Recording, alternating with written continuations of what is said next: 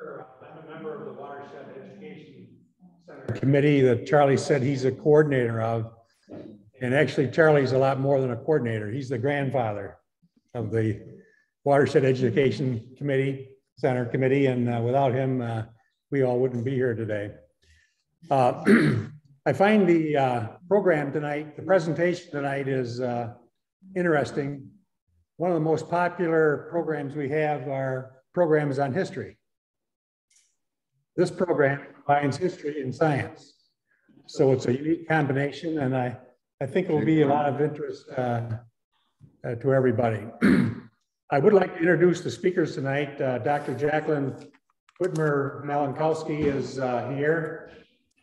Jackie received her BS in geology from Beloit College, and that's where she first developed her interest in paleontology. She then proceeded to get her master's. Recording just stopped, so I'll stop. No, and you gotta do back on. It's back on? Okay. Yeah. Jackie got her PhD at Virginia Tech, and since then she has done extensive research on combining paleobiological techniques with modern biological systems, and continues this focus on merging conservation and paleobiology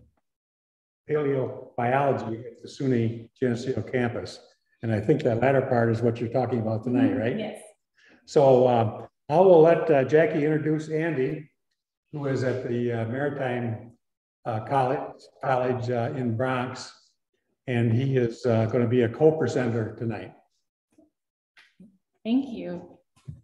All right, let's get things together for that. Thank you for the introduction. I really, really appreciate it. So I'm going to introduce also my co-presenter, Dr. Andy Michelson. Dr. Michelson is a paleoecologist who also does paleobiology like me, and has been part of Maritime's Environmental Science Department since 2017.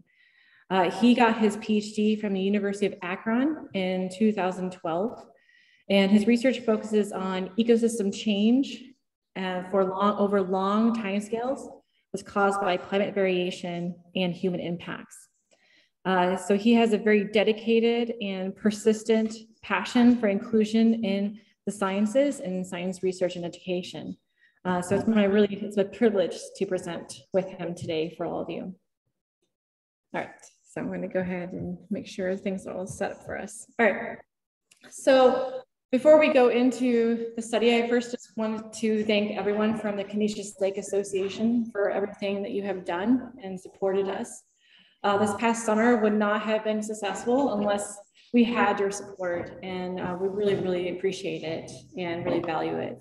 Because this is kind of a work of love for us, because we love this area and we love it just as much as you, and we want to contribute as much as we can in kind of the conservation and protection of Conesus Lake and the other Thinker Lakes.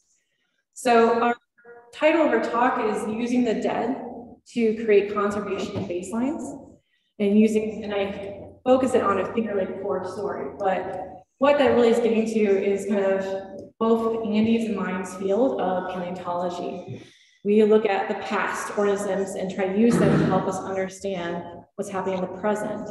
And there's actually a lot of great kind of proxy archive information in Conesus Lake and the other lakes that are recorded in the dead.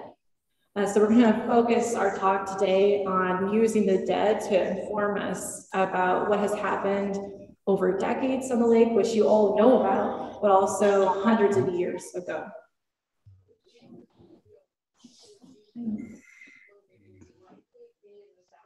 So I am Andy Michelson. I also want to thank you for having us.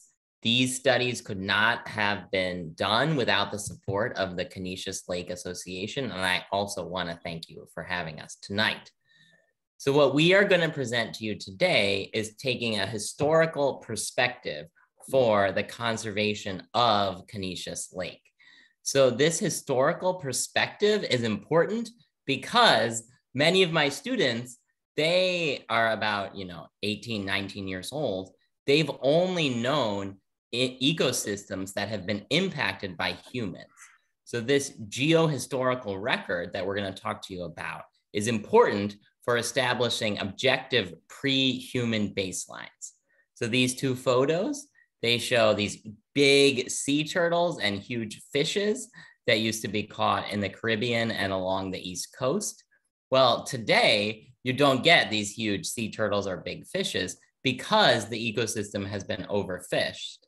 So this means that a historical perspective is necessary to establish baselines for conservation. And that's what we hope to show you today. So lakes like Conesus Lake are very valuable for establishing these geohistorical records because they're small, but they have a lot of degree of biodiversity. So there's a lot of organisms that live in the lake. And important for us, we care about the mud at the bottom of the lake. So we go looking for this mud because it preserves a record of ecosystem changes in the lake over the last hundreds or maybe even thousands of years.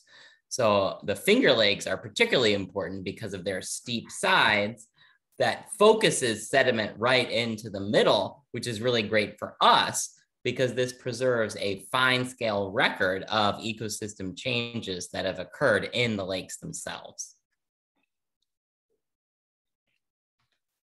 So we, for our studies since starting about 2019, have looked at 3 lakes.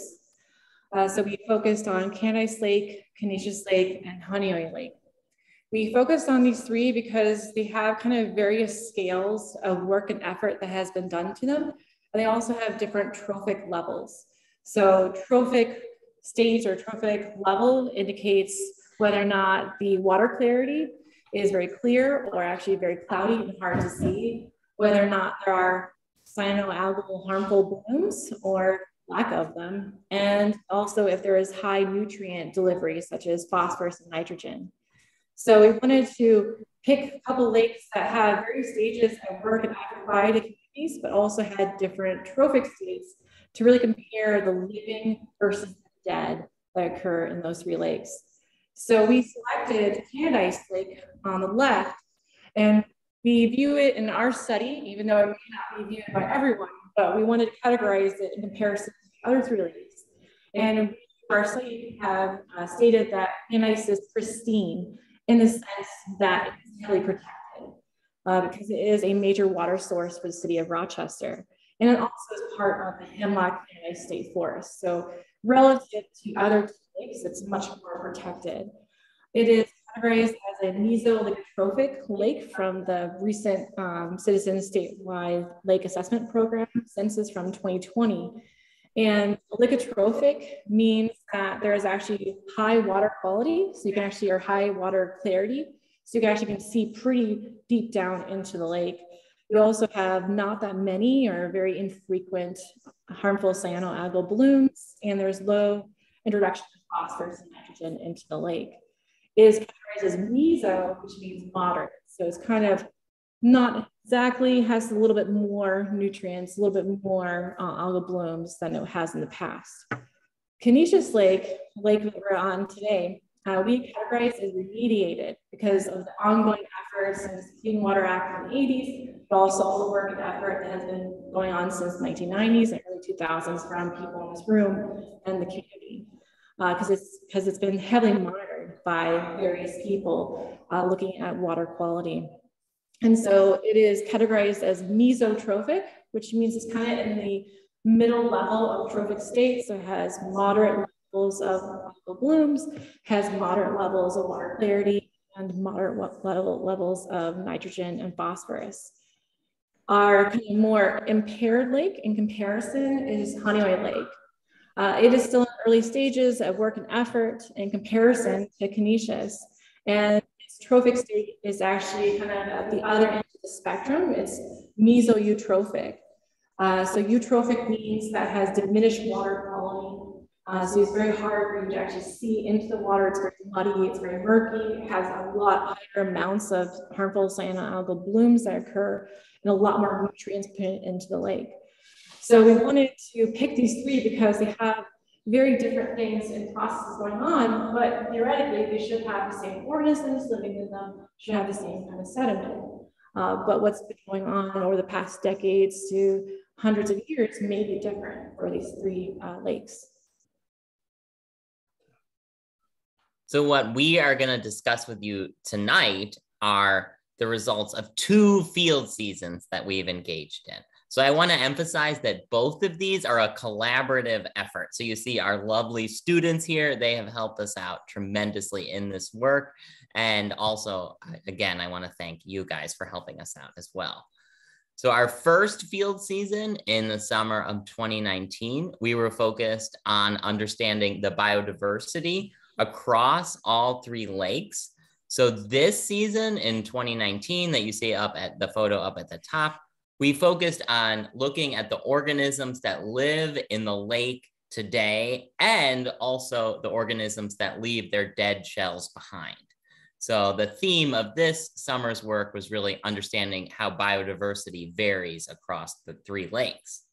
Then last summer, we went out and we collected sediment cores from Lake Conesus, or Conesus Lake, excuse me. I was corrected once when I was up there. I was like, they say Lake Ontario, but Conesus Lake. So I'm trying to sound like a local here.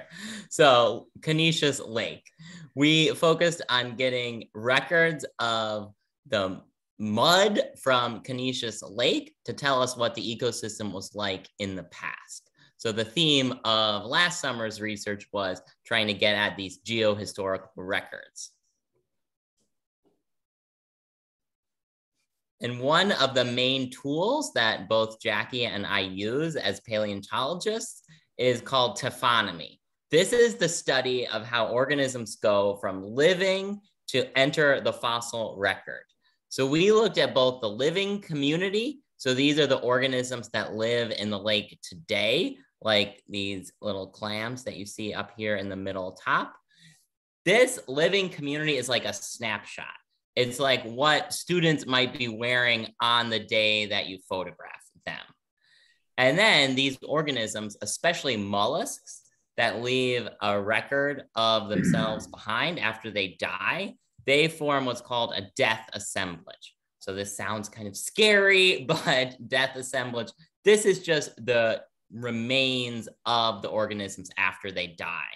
So if you've ever collected seashells along a beach, you have collected a death assemblage. And this contains information that is averaged compared to the living community. So if the living community is like what students are wearing today, the death assemblage is like what my bedroom floor looked like as a teenager. I had, clothing all scattered around. It is an average picture of what I wore over time. I might have running clothes. I might have a nice outfit to wear to meet my grandparents for dinner. And I had clothes that I would wear every day. So the death assemblage is the remains of organisms that accumulate over time. So it's not a snapshot, but rather it's an average picture of the organisms that live in these environments over decades, likely. And then last summer, we looked at the fossil or subfossil assemblage. These are the organisms that are preserved that lived in the lake hundreds of years ago. So these we get at from the cores. And this, to extend this clothing metaphor even more, when I pack up my clothes to send them off to Goodwill, that's like archiving these death assemblages to form the fossil assemblage.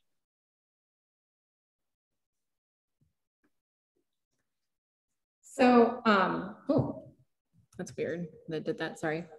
So from our 2019 collection, we then went to all 3 lakes, Conesus, Conesus, and Honeoye, and we subsampled the surface from the north and south portions of the lakes.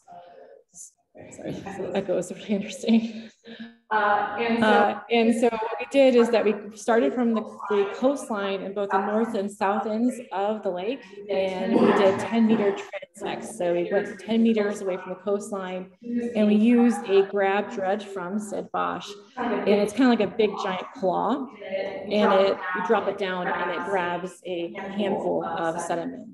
So we did that 10 meters away from the coastline, then 20 meters, then 30 meters to 40 meters. So we made a 40-meter long transect from the coastline in the north portion of both lakes and the south portion of both lakes.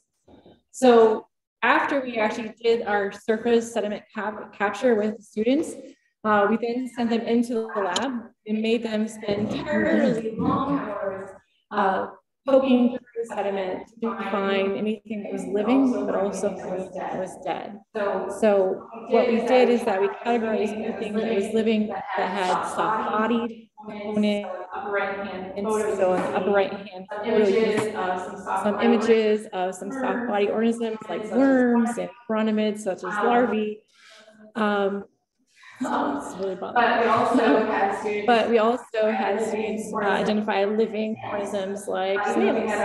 Even though they had a hard skeleton or hard body, we still actually had soft tissue, so we could actually identify that they were living at the time of collection. So how they did that is that they actually went through bins of sediment and picked and prodded, trying to find anything that was living, but also to kind of really help streamline this. We did a form of wet sieving. So we had these sieves that had grids of different sizes, kind of like a strainer for like your pasta.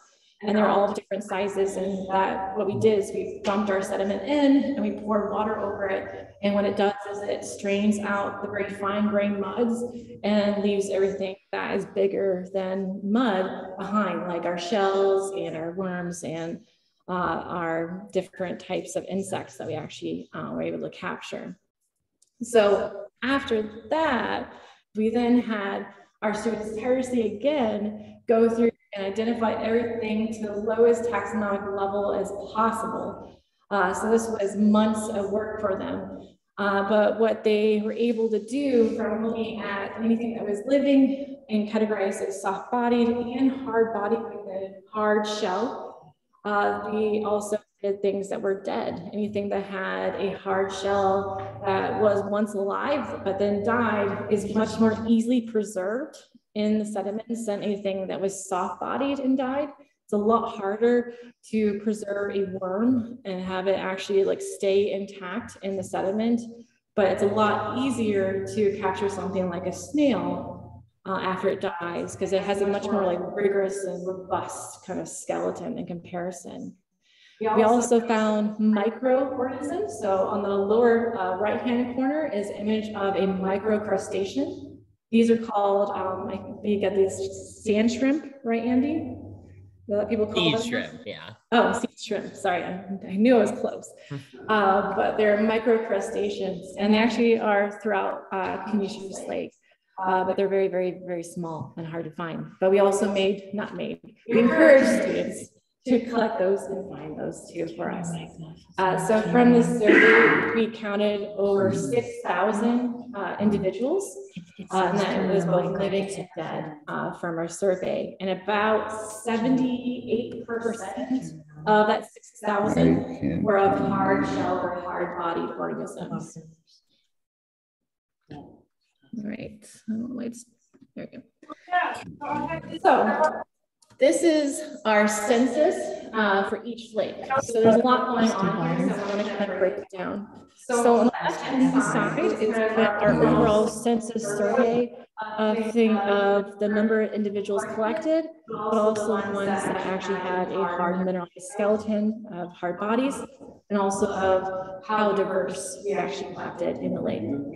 On the right-hand side is a bar chart that we call rank abundance. What it's really showing is showing the most abundant and most dominant taxa that were collected in our census first. And then it shows the ones that are least common or lesser common players in our census later. These bar charts are color-coded based on native, invasive, and introduced species.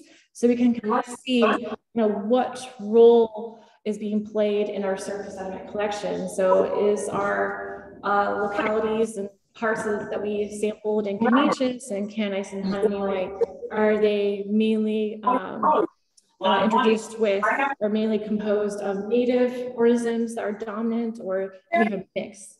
So with Conesus, we counted over 3,000 specimens. About 78% of those are actually of hard-shelled or hard body components. Those hard-bodied things are like snails, clams, and mussels, and those little microcrustaceans, those ostracods. From our census, we actually identify 43 species from our surface sediment counts, and this includes both living and dead that we identified. So from 43 species, that's actually very high biodiversity in comparison to the other two lakes that we'll talk about. And because a huge amount of our surface sediment census was of shells, it tells us that there's actually a lot of nice, great kind of record of hard body organisms in Conesus. When we look at the right-hand side and we look at the bar chart, what we can see is that Gyralis parvis, this is a freshwater ram's horn snail. It is very dominant in our census. And even though this is not separated by basins, they are very much more common in the southern portion of Conesus near the inlet in comparison to the northern portion of Conesus. The second most dominant and pervasive organism that we actually identified was Dracaena polymorpha, which is the zebra mussel. And I think everyone knows that is an invasive mussel that is in this area. It really much dominated a lot of our census in Conesus Lake. In addition to that, we see kind of play of a lot of other different organisms, but you can see overall the community of Conesus actually has a lot of diversity present based on our live and dead census. Okay, so it's different with Honeyway. Honeyway is very, very different.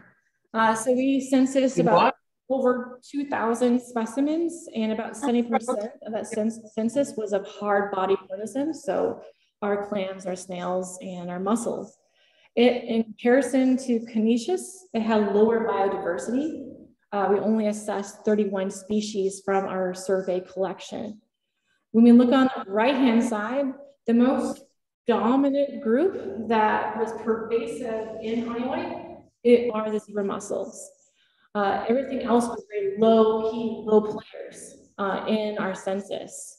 And it was actually, if you talk to the students that collected, it was pretty much every time we brought up the dredge, everyone was very bummed because it was just full of zebra mussels. Hey, buddy. They were all We're gonna open it up, okay? Zebra mussels. Everywhere we went, there they were. So it's for paleontologists, when we see a distribution where you have some minor taxa, but the whole entire kind of census or survey is dominated by one group that really just kind of take over, that tells us that at least from our survey from 2019, that the living and dead communities that were present in Honeyway are uneven. We call this uneven mainly because it had organisms that if you had a place that was all even, they should all have equal abundances. We should have a straight line across. Every bar should be actually similar. But we have one here that's so much more abundant, so much more dominant. We actually identify that as uneven.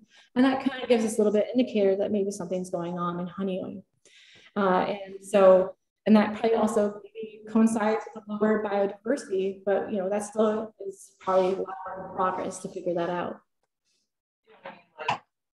For Conesus, we census less specimens in comparison to the other two lakes. So we only got a little under 600 that were counted, and about half of that were of hard-bodied organisms.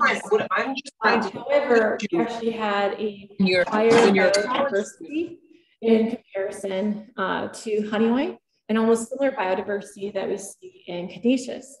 So this is actually really interesting.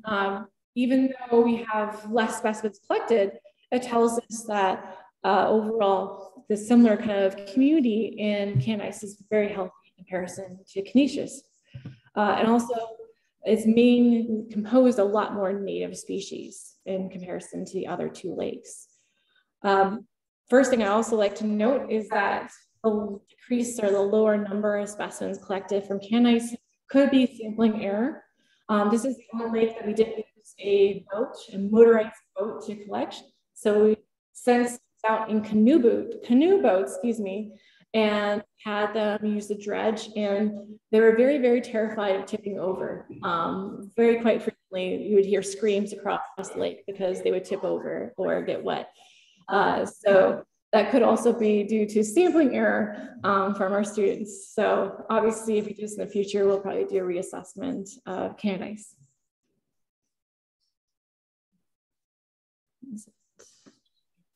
So when we compare the number of species across all three lakes, that's what's plotted here on the y-axis. Richness is just the number of species. We see similar numbers of species across all three lakes. So Honeoye doesn't have fewer number of species than the other two lakes. But when we lump all the samples from the inlet, from the south side of the lakes, those samples have more species than where we get the outflow on the north side of the lake. So it looks like we have more species, significantly more species that live where we have these rivers and streams flowing into the lake in the south, and we have fewer number of species in the north where we have this outflow. Next, we looked at evenness that Jackie has also discussed with you. So an even community would be like a big pie that you all take the same slices from. So an uneven community would be like if your uncle takes a huge big slice of that pie, leaving you with just small slices for the rest of the pie. So an evenness is a measure of whether or not one or two species dominate the community. So we saw in Honeoye that we got lots of zebra mussels. Well, that's borne out by these data. Honeoye is significantly less even than the other two lakes. So this means that it's dominated by this one invasive species, where Conesus and Canadice, you have a more even community. It's more evenly distributed. The abundance across all species is more even. It's like those slices of pie that are all about the same. Interestingly, even though the south end of all these lakes has more species, the evenness is about the same. So even though the south end of these lakes has more species, all of these communities are roughly about the same evenness. So it's not like the north is dominated by one particular species.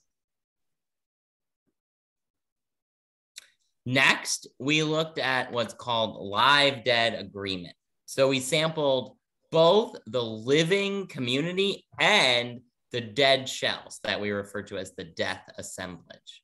So in other ecosystems, in particular marine environments, if there is a change caused by humans, so if this area has been subjected to pollution, to eutrophication, high nutrients, or the bottom of the ocean has been dredged, we see this mismatch between the organisms that are living there today, the living community, and the dead shells, the death assemblage.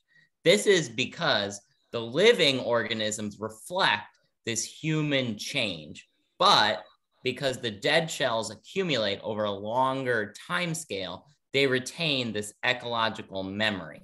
So a live-dead discordance or disagreement can occur if the dead retain this ecological memory of this pre-human or unimpacted state. So we looked at this live-dead agreement across all three lakes, and we plotted them on this biplot that you see here. On the y-axis, this is just comparing the lists of the living and the dead. A high number here on the y-axis, so a point up towards the top, that would mean that you have the same species living and dead. It's like you compile a grocery list and your partner compiles another grocery list of what you need. So if you both have milk, meat, and bread, then you have a high agreement. If you're like, okay, I need bread and carrots, and your partner says, okay, I need milk and vegetables, well, that would be low agreement. That would be towards the bottom. And then on the x-axis, we looked at rank abundance. So a high value or a high agreement on the x-axis would mean that the most abundant live species is also the most abundant dead. And we would expect this in the absence of any environmental change. If you go out to a forest, for instance, and you see a lot of elm trees, and then you see a lot of elm leaves accumulating on the bottom of the forest, that would be a high rank abundance agreement. If, on the other hand, you're over towards the left, then the most abundant live is the least abundant dead. So what did we find? Well, we were initially perplexed by these data. So in Canadice and Conesus, especially in Canadice, we expected all our points to plot up in the upper right. We expected high live dead agreement. But what we saw when we looked at all of the species and then also just the mollusks, we looked at just the mollusks because they have hard shells that are easily preserved. We found low live dead agreement in both Canadice and Conesus. So this could reflect the fact that the dead, instead of retaining this ecological memory of this pre-impacted state, the dead could record this human impact state. And then the living in Canadice and Conesus reflect this protected or remediated state. So that could be why we're getting this low live dead agreement there, is that the living reflects this healthier ecosystem and the dead retain this ecological memory when the ecosystem was more impacted. Okay, so with that kind of first kind of exploration of just looking at the dead and the surface, we realized that we need to have a deeper time perspective to get a more kind of 100-year view to see what was going on. So what we did in the summer of 21, so last summer, we really wanted to create a more historical or geohistorical approach so we can actually assess the live dead study in a way that gives us context over a longer period of time. So how we did this is that we wanted to first look at these hard-bodied or hard-shelled organisms and see if they're present in the cored sediment, in the mud of the lake. So our first kind of goal was to document the macrofossil record or the hard-bodied, hard-shelled record to see if it's different 100 years ago, a couple hundred years ago in comparison today. But also we know that there's a lot more information in the sediment and the mud of the lakes besides just the hard bodies of the clams, snails, and mussels. There's a lot more information. So we wanted to also assess the microfossil record. So what that means is micro means very small, very tiny, hard to see things. So you can only see them with a microscope, specifically like a petrographic microscope.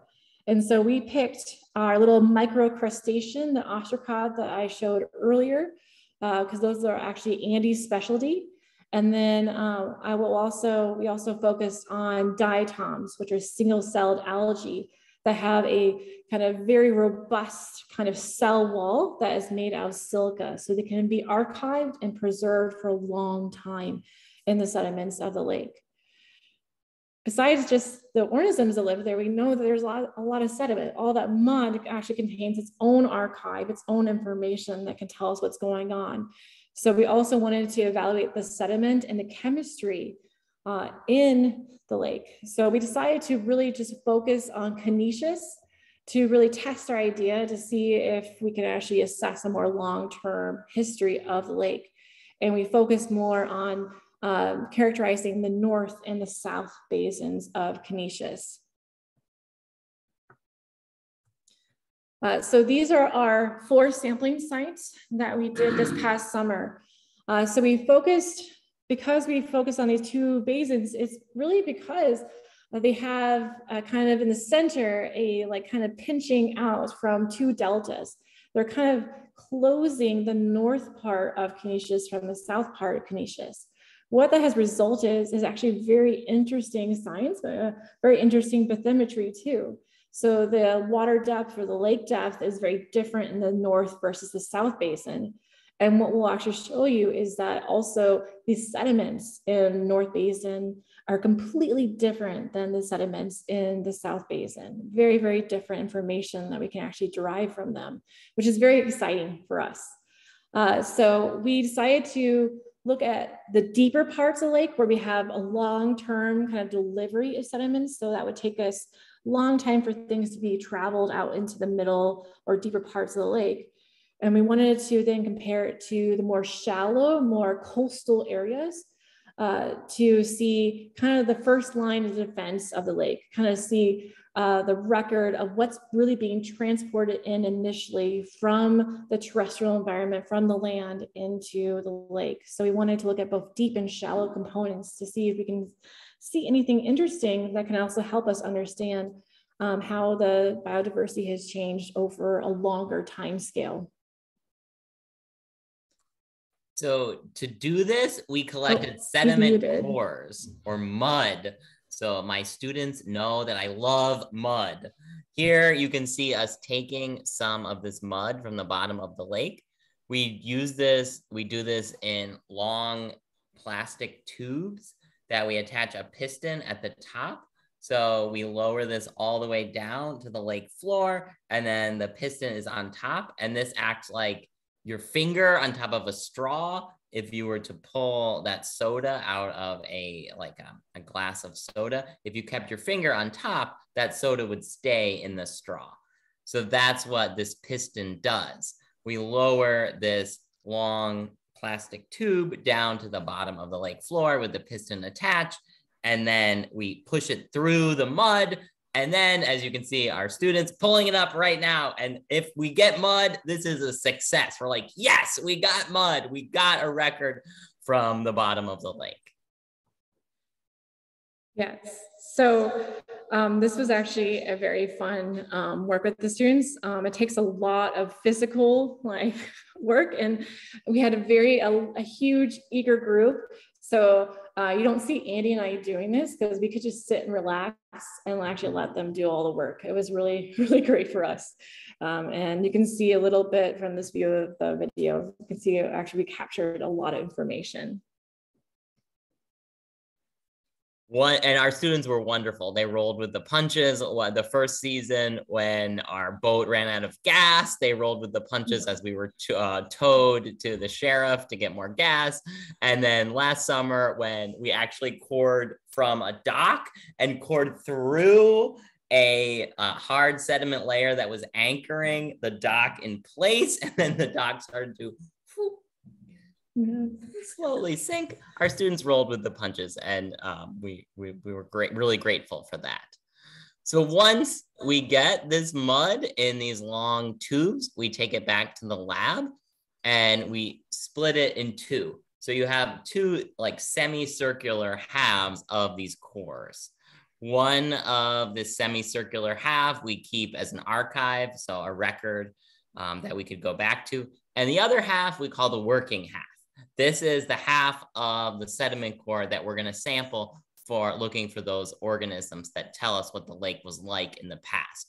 Here I am trying to split this core, and I was having a little bit of a hard time doing that, but I did eventually get that core split.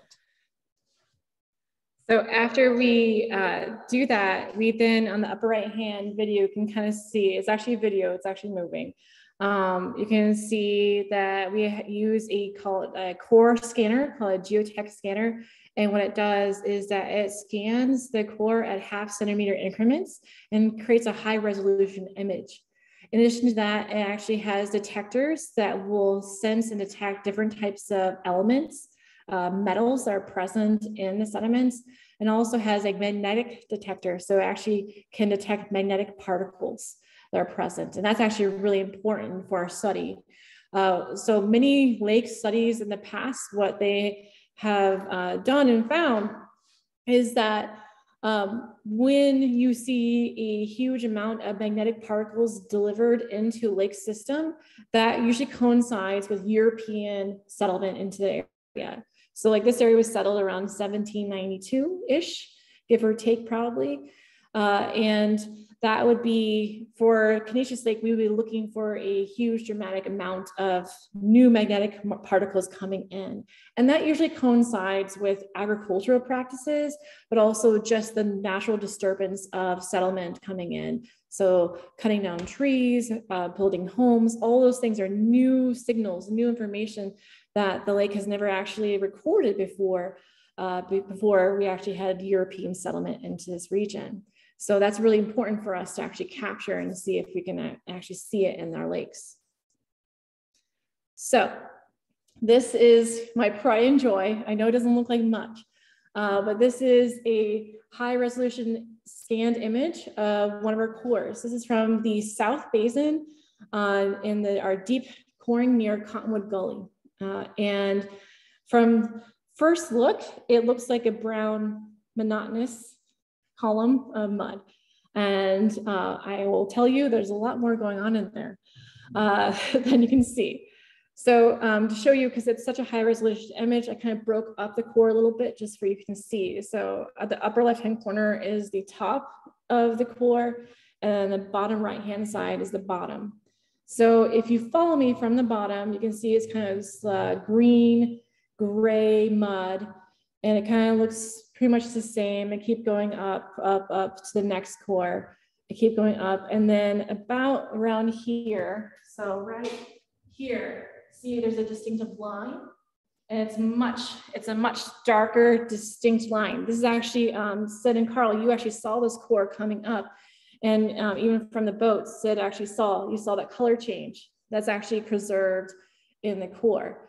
So whenever there is a distinctive color or texture change in the core, that signifies that there is a turnover of sediment and chemicals and organisms delivered into the lake.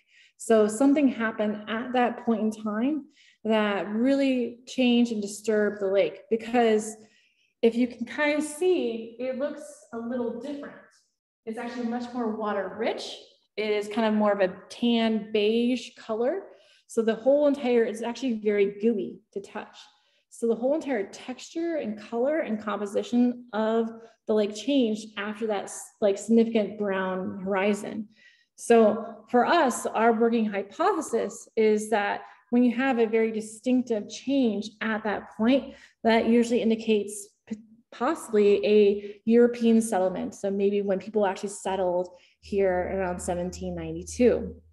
So that's kind of a hypothesis. So to actually, with any good hypothesis, you need to actually check and see if that's persistent in other locations around the lake. So here is, or it's not, there you go. Here is another split core from the south, but this is the shallow portion. And this is actually collected near the inlet. So very different color first. So I think everyone can agree. It's very, very dark in color. And when you look at the top portion on the upper left-hand side, it is very gooey. It's very kind of black in texture, and it kind of has a very distinctive decayed smell about it. But if you look on the bottom of the core, on the lower right-hand side, it is a little more brown, and it looks a little bit more solid. But the first thing that hopefully everyone can see is that there are a lot of white specks in there. Those white specks are clams, mussels, and snails.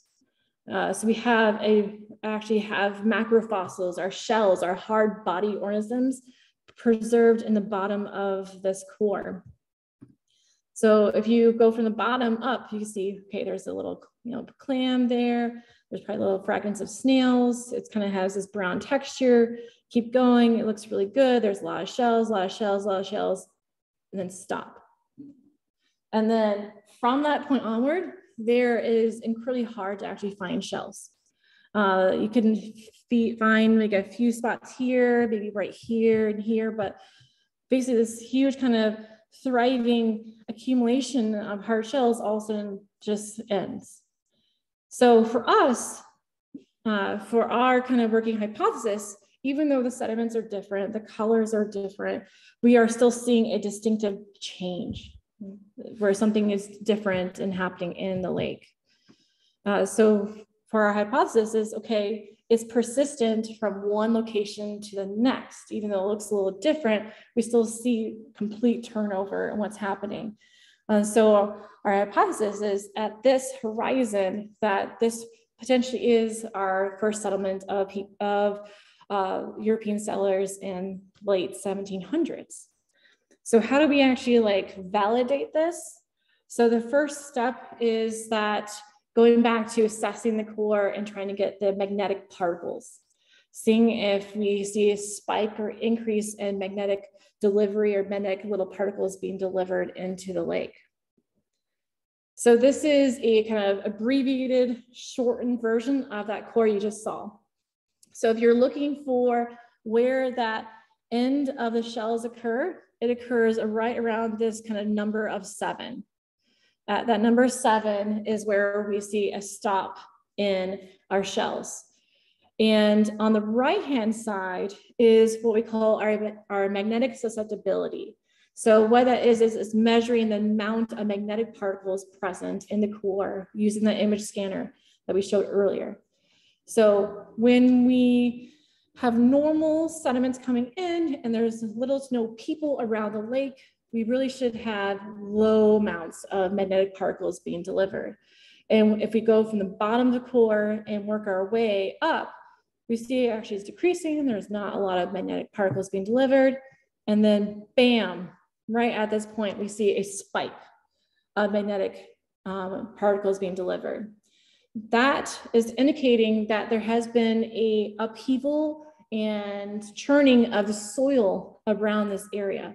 The soil contains a lot of magnetic particles that are just preserved daily all the time. But when there is a stirring up of the soil, it gets released and then it gets delivered into the lake.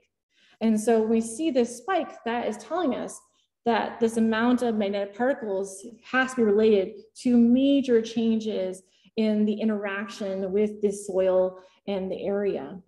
And so that actually coincides exactly where our end of our shells occur.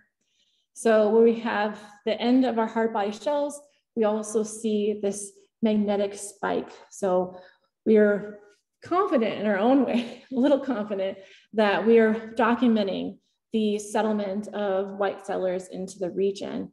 And we can estimate, based on the spike, that this probably was around 1792. So after that, we can see it goes down a little bit, and then we have another dramatic spike that's actually even greater, even bigger. So this was the first kind of interesting, and but what we're kind of hypothesizing, again, it's all hypothesis testing, is that about the 1850s, population boomed in this area. There was a lot more people coming into this area. We also had the railroad coming in, we had steamboats, we had changes in agricultural practices occurring at this time that were potentially guessing that maybe this increased, more dramatic spike is related to more people coming around the lake around the 1850s. So, disclaimer, we do not have the funding at this point in time to date our course. That is actually the work that Andy and I are doing right now, is trying to apply for grants so we can actually get age dates for these cores. But using a core survey from the DEC around 2005, they did one core at Conesus Lake, and they estimated, they were able to, calculate age for different sediments in the lake. And they were able to create what we call a sediment accumulation rate, which is a way to estimate time in the lake. So using their estimate, we can extrapolate and guess that just in the South Basin core, in the shallow area near the inlet, that we probably have collected almost 400 years of information in the south portion of the lake. So based on our estimates right now, we probably have from 1641 to present day recorded in Conesus, which again, we still don't have dates, but we're very, very excited about this. So to add to this and to really give us more context, again, we remember you're like, okay, what about all the organisms that live in the lake? So what we have been doing since this summer with our students has been really tirelessly trying to create a record of the microorganisms and also all the hard body organisms in the lake, so we can actually correspond and validate our hypotheses, but also track if there's any major changes in the lake over time, over a time frame that we weren't even here. So one of the organisms that we look for are called these ostracods. These are the microcrustaceans that Jackie has also talked to you about. They're called mussel shrimp, or not mussels like my bulging biceps, but mussels like the clam, mussel shrimp or seed shrimp. They're about the size of a grain of sand, so about 0.5 millimeter long, and they're cool. They have this long fossil record, and some species actually have giant sperm. So they have sperm that curls up inside their body. It can be up to 3 times the length of their body. And other species, like this one pictured on the left, these are all females. So this is a species that's composed of only females. They just clone themselves.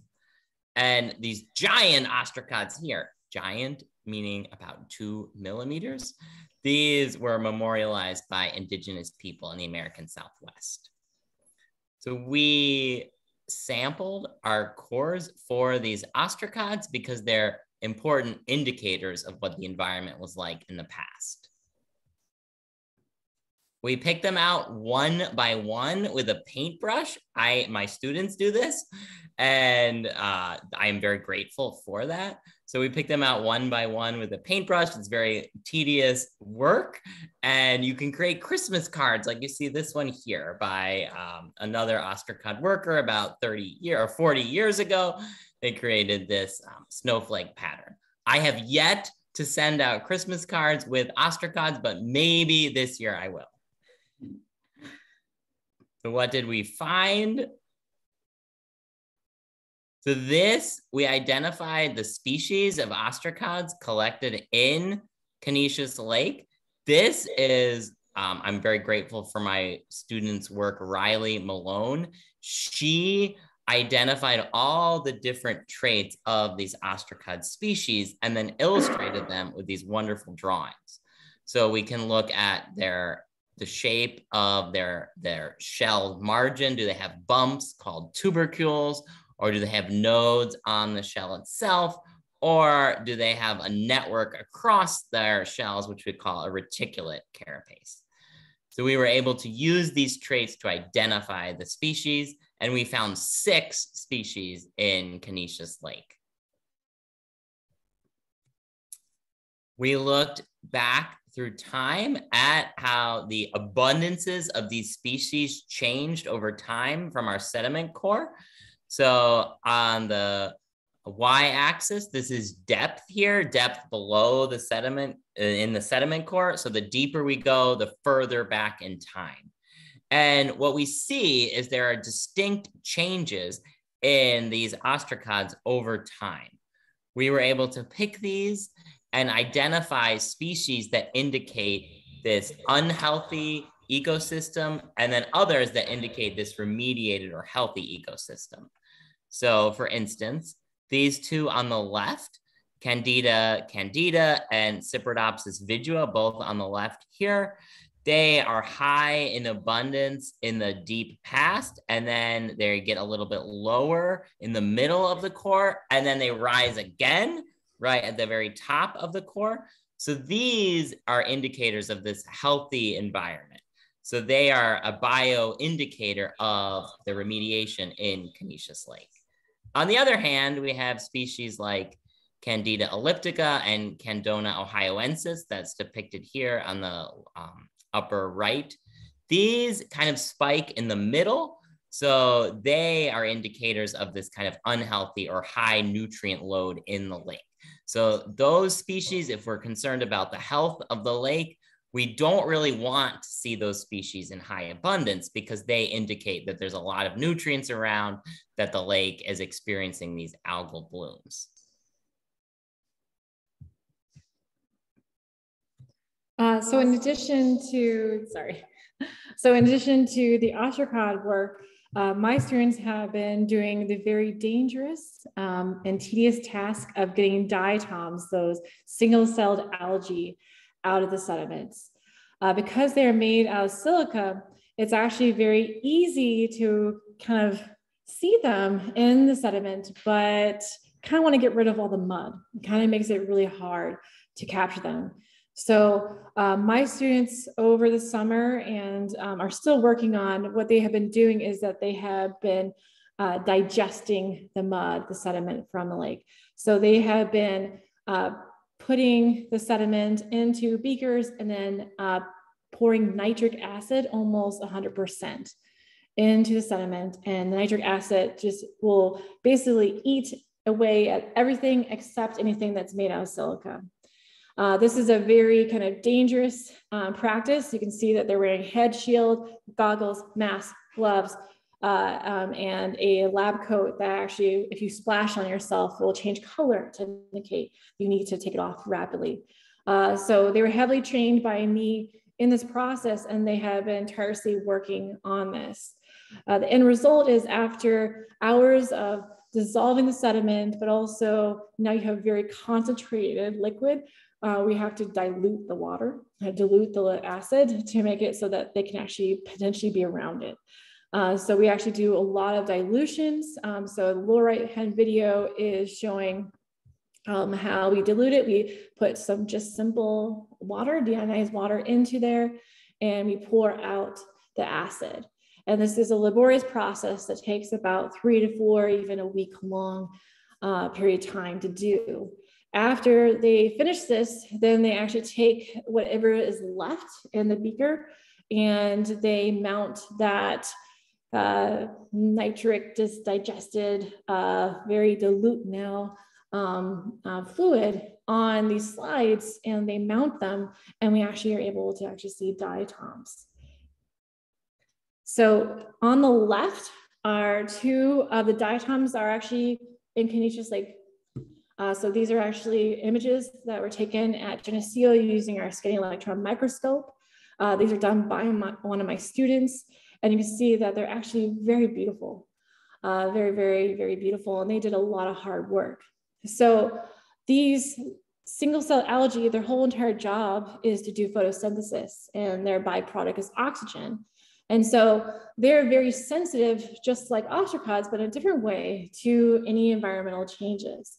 They're sensitive to the trophic state. So if there's high nutrient load or lower nutrient load, they're sensitive to how much salt is coming into the lake. They're also very sensitive to the temperature of the lake. So they have all these very important kind of environmental indicators that can help us actually march through time to see if there's any major changes in not only people coming in, like settlement coming in, but also what was going on a couple hundred years ago in the environment at that time. So this is from just the south deep core. So I'm only going to show that data with the students. And from the south deep core, the students have counted and identified over 6,000 diatoms. And this is just a look at some of that census. So we counted and identified 13 species of diatoms so far. And I say so far because a lot of these were planktonic, which means that they're surface dwelling. They live in the surface water of the lake. And there was a lot more benthic or sediment dwelling diatoms. And there's actually a lot more of them in the lake. So much so that that's going to probably be many years of work for me and my students to identify and count them all. But what this graph is showing you is that the core depth is at the bottom. So this is the oldest sediments. And as we go up the y-axis, it's younger sediments. And what we see is first this kind of significant blue line that you see, huge, it's actually really high numbers. So that's actually Diatom Abundance, one species. known as Alakasera, and that is the lower left-hand corner. Alakasera kind of looks like a soda straw in many ways. It's very tube-shaped, and it's a planktonic or surface water dwelling diatom. And it does really well over a period of time in the lake, but then we started noticing that its abundances decline as we go towards the present. So as we get towards more recent sediments, we see less and less of this planktonic diatom. Whereas in the orange, you see this orange line here, that is actually a representative of Stephanodiscus. It's a very circular, actually very beautiful diatom that's pictured on the upper left-hand side. And Stephanodiscus, from the bottom of the core upward, has very low numbers. It's not really abundant, but then as we go closer to the present, it really starts to dominate the diatom community that we actually see preserved and archived in the cores. So what is that telling us? So Alakasera for a lot of northeastern lakes is kind of a generalist diatom. It likes to occur anywhere. It's actually very happy anywhere. However, when it gets to more eutrophic or too many nutrients and high reduction in water clarity, it starts to not do well. And a lot of other northeastern lakes, and then not only New York, but in this whole entire like New England area, it has been noted that they don't like eutrophic conditions. They don't do well. So I find that really interesting that they decline to go towards the present, meaning that the water clarity and the nutrient amounts were probably not ideal for this diatom. Whereas Stephanodiscus in a lot of northeastern lakes in this region and other regions loves mesotrophic conditions. It's a mesotrophic loving diatom. And so we can see it increases more towards the present. And we know Conesus, we have identified it as a mesotrophic lake, and we actually can see that with Stephanodiscus. But there's a lot more work to be done with the diatoms. It's a very tedious, long task, and it took my students and I about 3 months to count 6,000 of them. That's just from one core, and we have 6 more to go. So a lot of work ahead.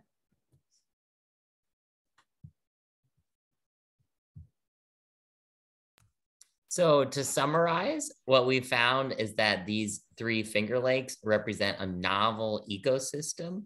We have introduced species that are occurring in these lakes. They play the same role as the native species in the lakes.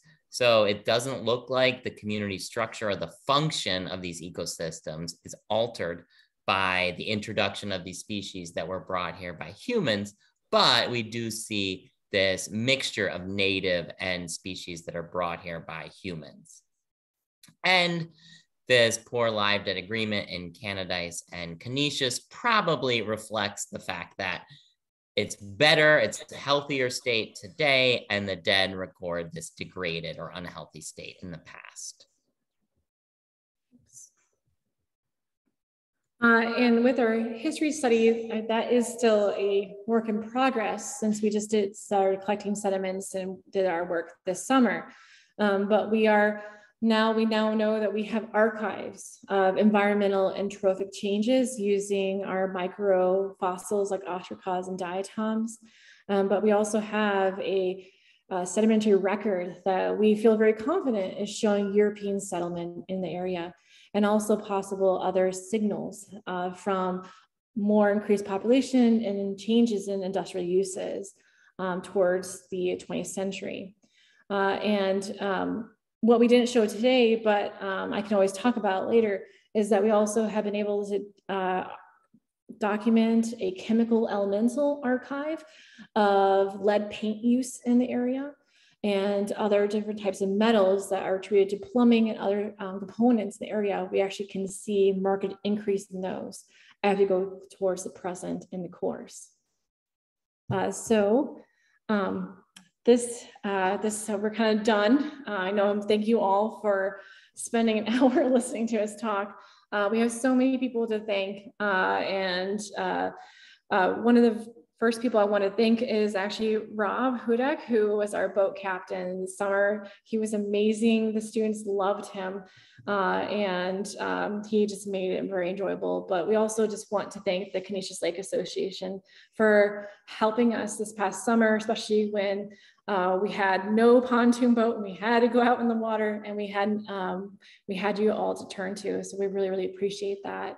And we want to thank everyone else who actually made this study possible. Thank you.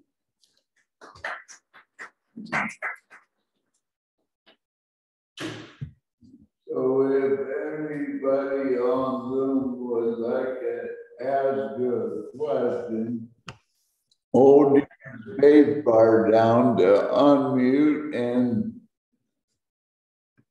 direct your questions to Jackie or Andy.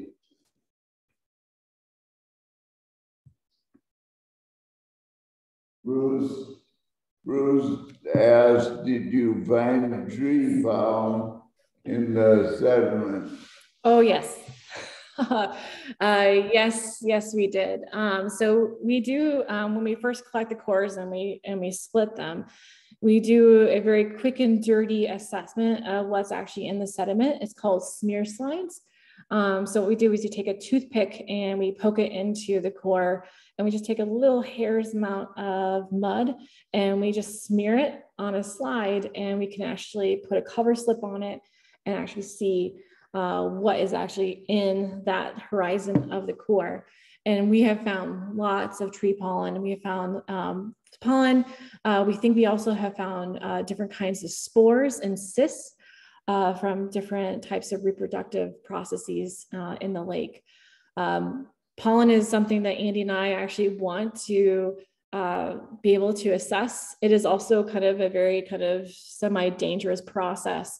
And we're hoping that we can get trained in the future to like be able to do that and actually get a pollen record to coincide everything we've done. Yes, I hope this summer to look at these cores for pollen, but as Jackie said, it requires hydrofluoric acid, which could dissolve your bones. So we have to be very careful, and we need to make sure we're doing it safely. But yes, we would like to look at the pollen. Any other questions? I've got a question. Jackie, do you have any idea how deep the sediment might be in the lake? You went down a meter or so, or? We extended, I think our deepest core, and you can correct me if I'm wrong, we had like 156 centimeters, so 1.5 meters. In other lakes, so like Seneca, Cayuga, much bigger lakes, they can actually reach down to 10,000 years to the early formation of the lakes. I don't think, from my knowledge, I don't think people have actually extended that deep.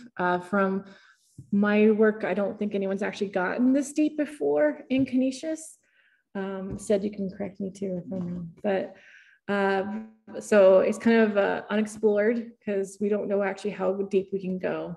If we want to go deeper, we would need different coring equipment because we actually use the pure like strength of our students to do it.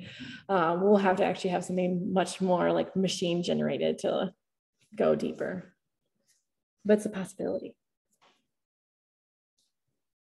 But it would be interesting to know what was there 10,000 years ago, right? Oh yeah.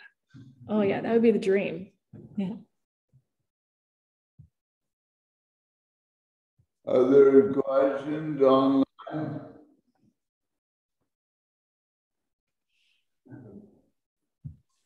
Is there can you get the history of logging in this area? So I'm wondering about the metal record, even after the settlement, it shot way up, and we thought maybe it was just an increasing population, but it could have been. I know logging in Canada, the watershed were logged. Yeah, so that was actually one of my, I just didn't mention it.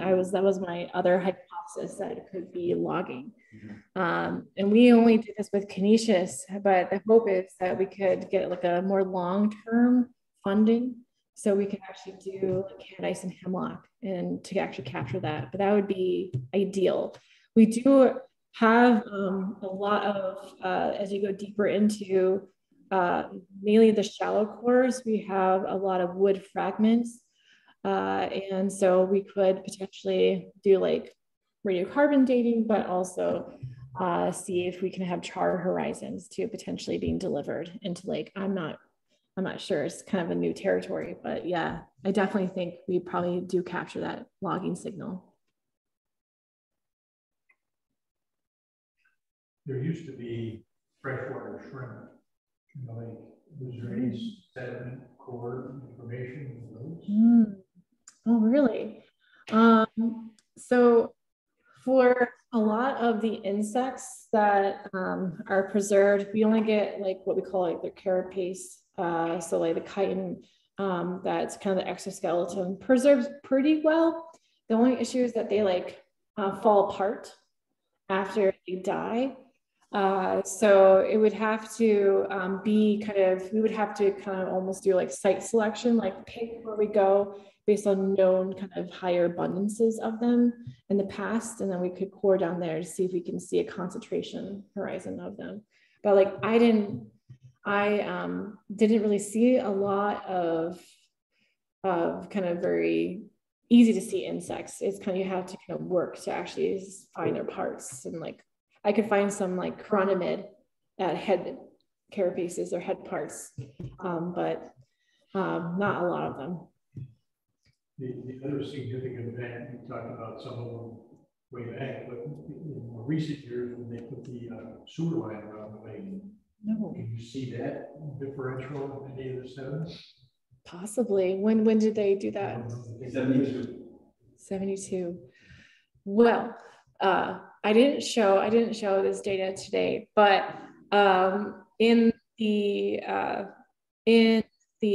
North Basin, we have some really weird things that like we kind of notice some weird, interesting trends as we get closer to more of the recent. And I was trying to figure out what was happening in their like mid 20th century that way could cause that. So that could actually be a possibility. I just didn't show it today.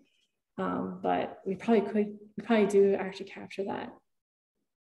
It's actually really cool, especially what materials they used and what was made out of it. You can still get elements that come off of it that can be preserved. It's interesting. And the other thing I was wondering is, you know, recently we had COVID stuff. I mean, you talked to us about algae things. I mean, can you see bacteria or virus remnants in any of the samples? So for like, you can't really see any virus remnants, or like I would say, we don't have the equipment to actually assess like if there are like different kinds of bacteria, like sulfur bacteria, or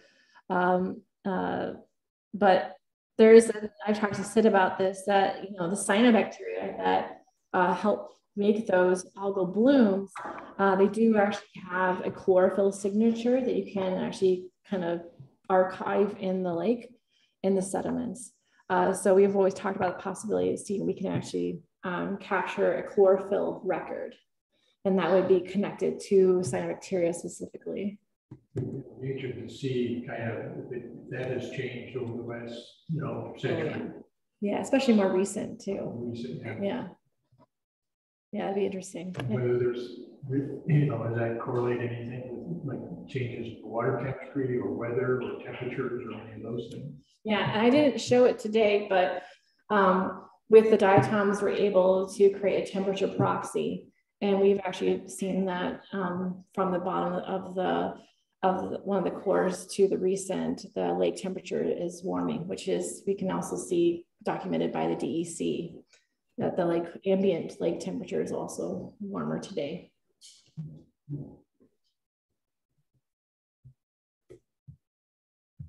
Any other questions? Hearing none, Dean, could you do our Jackie chapter? Okay. Jackie, here's a certificate of appreciation from the Oh, Watershed Education. thank you. Center, and we appreciate your presentation tonight along with Andy. Oh, thank you It so was much. very, very interesting. I found it to be very interesting. Thank you. Thank you, everyone. Thank you for having us. Receiving one also. Okay. Oh, Yeah. there you go, Andy. That's Andy, good. I'll email you your certificate. Cool. Thank you. All right. Again, remember that we'll send out a survey. We ask you to take the time and give us your thoughts and any possible future topics. And also, April 27th is going to be a presentation on the American chestnut tree. That'll be here and online. If you haven't signed up for our info app, that's our email process to send you the flyers. So if you want on that distribution list, go to ConesusLake.org, and on the homepage it says sign up for email. Give us your email address and you will get every flyer throughout the year. Again, thank you, Jackie and Andy. With that, we'll close the meeting. Thank you. Thank you.